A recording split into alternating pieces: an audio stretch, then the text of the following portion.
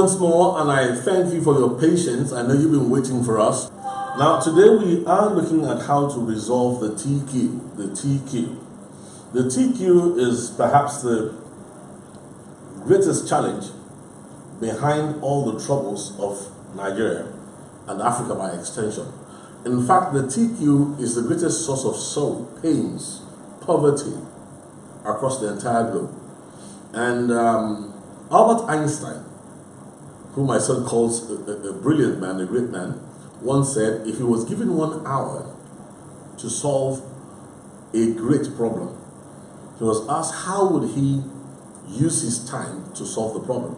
And he did say that he would use 50 to 55 minutes analyzing, interrogating, and checking out the details to properly understand the problem, and that he was sure that 5 minutes or 10 max would suffice to apply the solution. I think I agree with him, because until Nigeria, Africa by extension, and the globe understands the root cause of the misery, the poverty, and the shame across the world, we're going to continue to run around in circles. I want you to join me as we begin to unravel the TQ. Before we can resolve the TQ, we must decode the TQ in order to resolve it, and then we can dissolve the TQ. So join me as you see how the TQ works. A little video for you. In Brown versus Board of Education, the famous case that desegregated schools in the 1950s, Dr. Kenneth Clark conducted a doll test with black children. He asked them to choose between a black doll and a white doll. In most instances, the majority of the children preferred the white doll. I decided to reconduct this test as Dr. Clark did to see how we've progressed since then. Can you show me the doll that you like best or that you like to play with? This one. I like that one.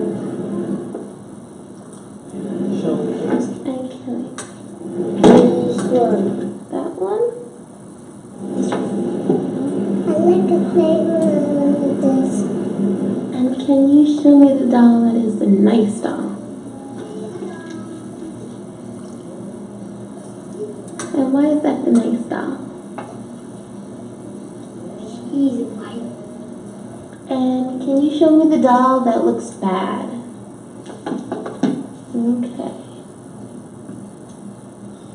And can you give, and why does that look bad? Because it's black. And why do you think that's a nice doll? Because she's white. And can you give me the doll that looks like you?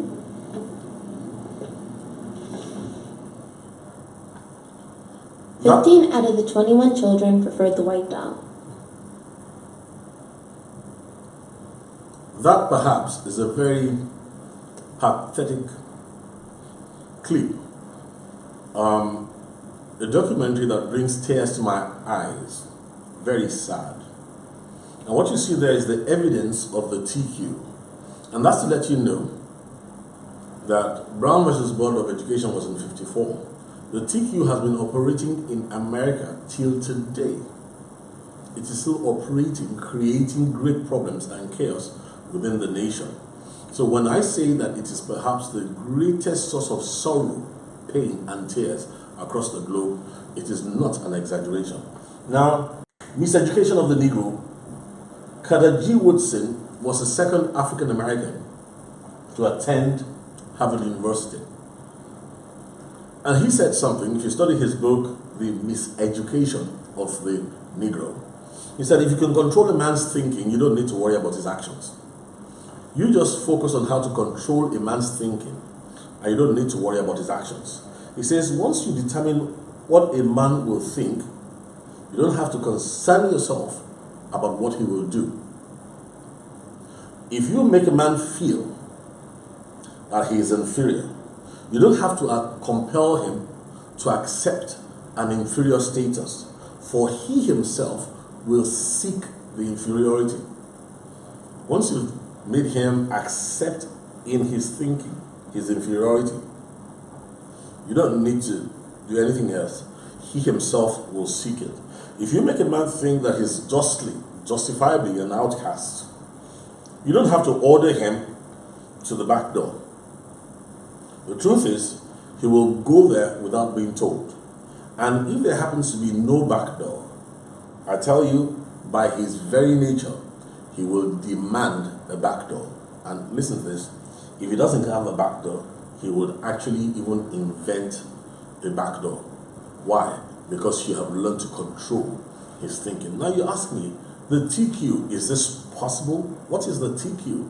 And is it possible to control the thinking of a man, thinking of a nation, thinking of a whole continent? Is this possible? Now these are things that you need to understand as you watch this next little clip to see how clinically there is a program. A group of scientists placed 5 monkeys in a cage and in the middle a ladder with bananas on top. Every time a monkey went up the ladder, the scientists soaked the rest of the monkeys with cold water. After a while, every time a monkey went up the ladder, the others beat up the one on the ladder. After some time, no monkey dared go up the ladder, regardless of the temptation. Scientists then decided to substitute one of the monkeys. The first thing this new monkey did was go up the ladder. Immediately, the other monkeys beat him up. After several beatings, the new member learned not to climb the ladder, even though he never knew why. A second monkey was substituted, and the same occurred. The first monkey participated on the beating for the second monkey. The replacements repeated until what was left was a group of 5 monkeys that, even though never received a cold shower, continued to beat up any monkey who attempted to climb the ladder. If you asked the new group of monkeys why the beatings took place, the answer would probably be, well, I don't know. That's just how things are done around here. I don't know. That's the way things are done around here. Now let me say this to you. This TQ problem is truly global, but some nations of the world are managing it better than other nations of the world. Some nations of the world, especially cultural nations, get the worst end of the TQ, the programming behind the TQ, than some other nations, but nobody really profits from the program behind the TQ. Now, let me show you something. We need to realize, and I'm telling you, that whoever has the power of programming can set limitations. And whoever he programs, whatever he programs becomes predictable. He understands your presets. And I can tell you something, whatever has been programmed, it's a nation, it's a people, it's a continent, will continue to make the same mistakes over and over again until you understand the power, watch this, of programming.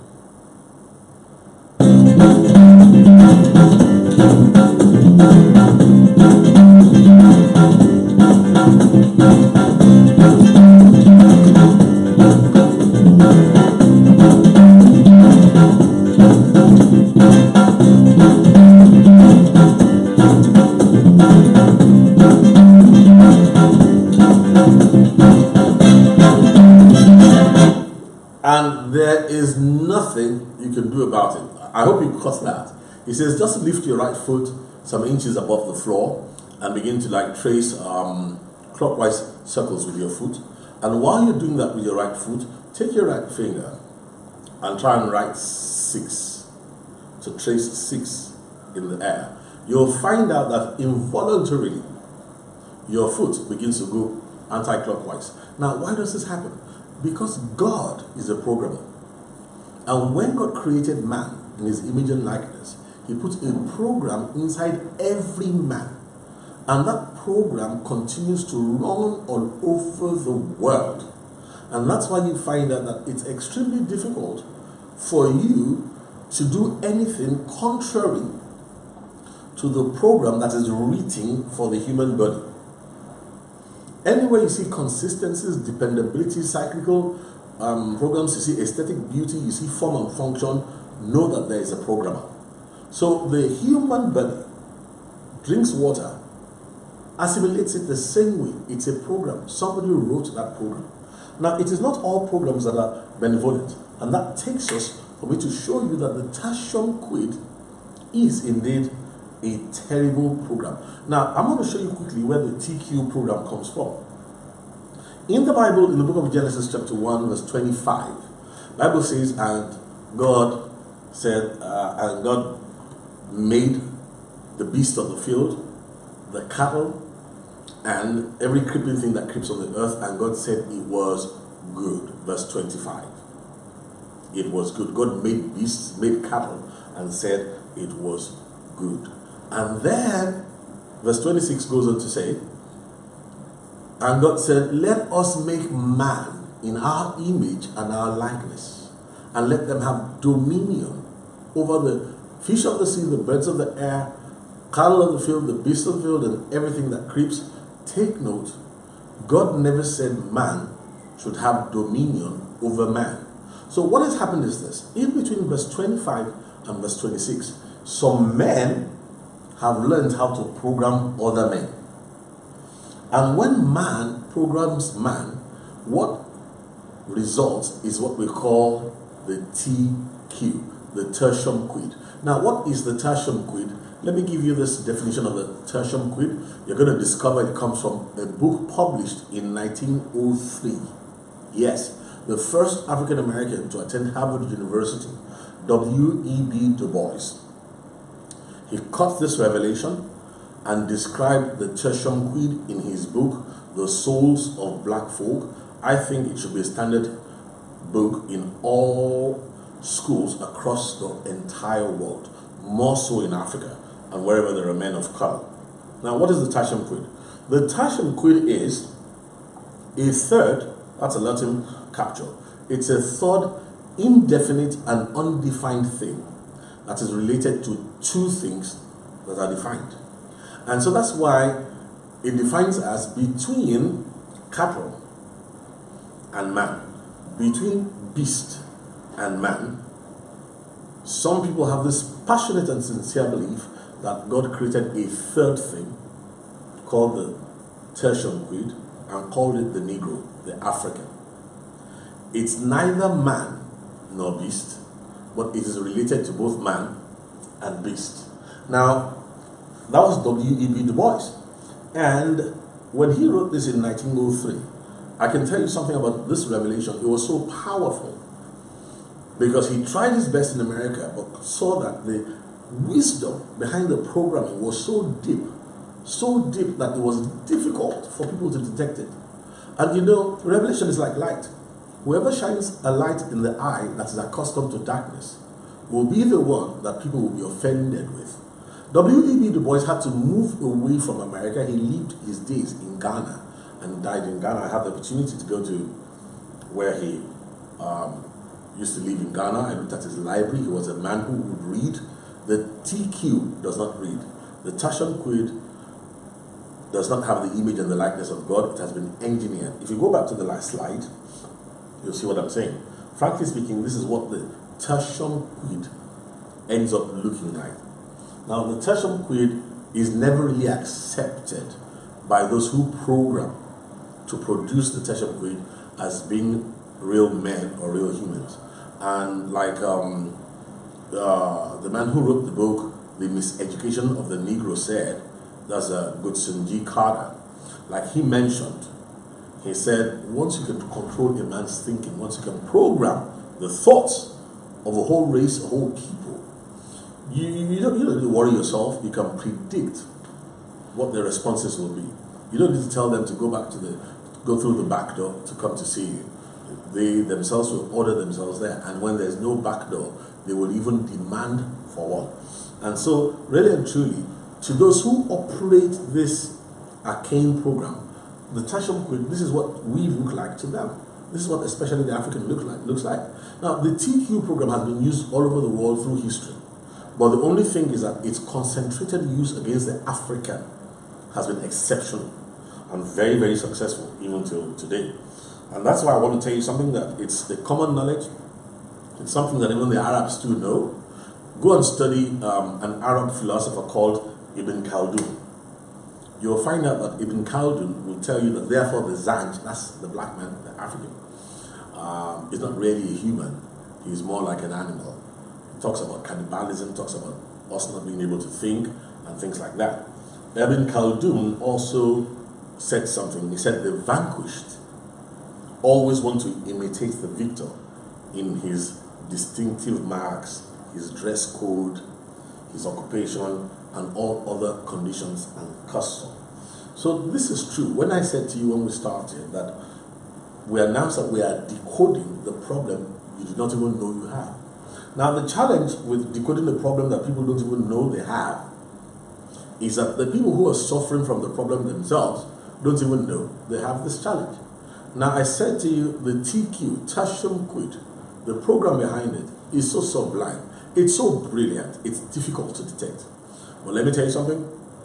Until we decode the TQ in Africa, there will be no progress. The TQ is the reason why we have poverty in Africa. Listen, when I listened to Nigeria's budget for 2018 and found out it came to about $30-something billion, a sadness came on me because I said to myself, when will we finally see? Because nobody's going to teach you this in a university.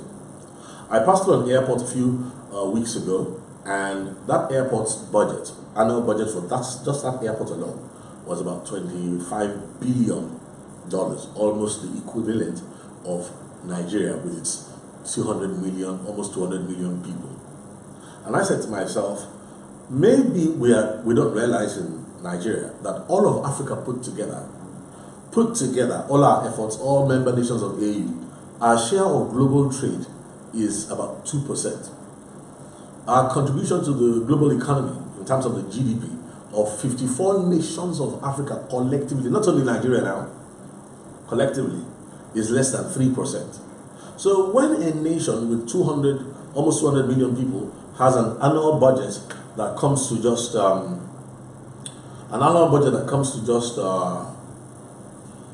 $30-something billion, let me tell you the truth. Corruption and poverty is predictable. But you see, they don't teach you these things in schools. So it's something that we have to get by revelation, and that's why I like you to just look at this. Nigeria must get this by revelation.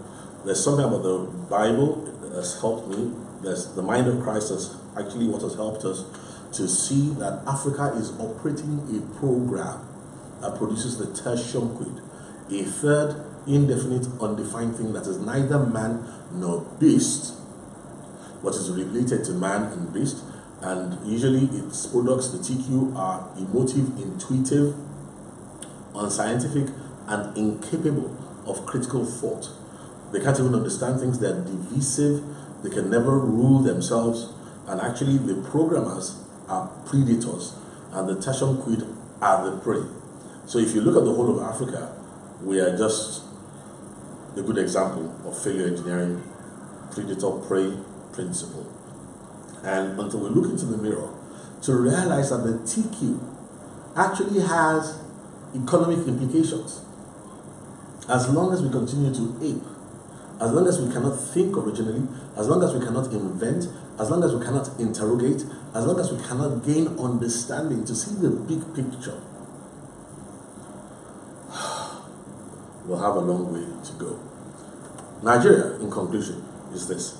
If we don't get to understand the TQ, both Nigeria and African nations will continue to contribute less than 3% of the global GDP.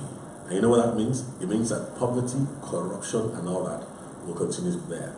Those who claim to help us know this, and they know that the TQ program is what upholds the poverty. So they'll give you toxic aid, but nobody will talk about this root. Now, if we can destroy this root, we'll solve a problem that even America has not solved. Although many of these nations know this. I was talking in one of the prominent nations of the world, addressing a body, and I said to them, even the global resurgence of Islamism, this what we call Boko Haram here, and the Fulani headsmen thing, what actually holds it up is the tertium quid, the idea that there's a predator and a prey. And until that is destroyed, you can never solve that problem. But I believe that we can do it in Africa, I believe our children will be free. Next time we get together, we'll talk some more about these things. Nigeria is a key nation in Africa, but Nigeria is also the product of failure engineering. It produces TQ. We're limited in how we think. We don't understand this. Southern Nigeria, we drink tea, we munch biscuits, we speak English, we wear wigs, stockings. The colonials left us 50 years ago, but they left a program behind inside us that can tell them what we're going to do, what we can produce, and what we can't. Now, don't forget, Africa produces about 60-something% of the raw materials that the world needs every year. So these things don't add up. There's a program running. I pray that God will raise people like you to solve it and gain understanding, because failure engineering is no joke. Remember this, the Rubik's Cube? Once you've distorted the harmony, it has 43 quintillion options. So you can try to solve this cube throughout your life and never get it by luck or by chance. You give it to the next generation, 7 generations will not be able to solve this thing. But you know the interesting thing? What 7, 8, 20 generations may not be able to solve, if you teach a man 7 algorithms, he will use those algorithms and under 10 minutes, he will solve this cube. God bless you.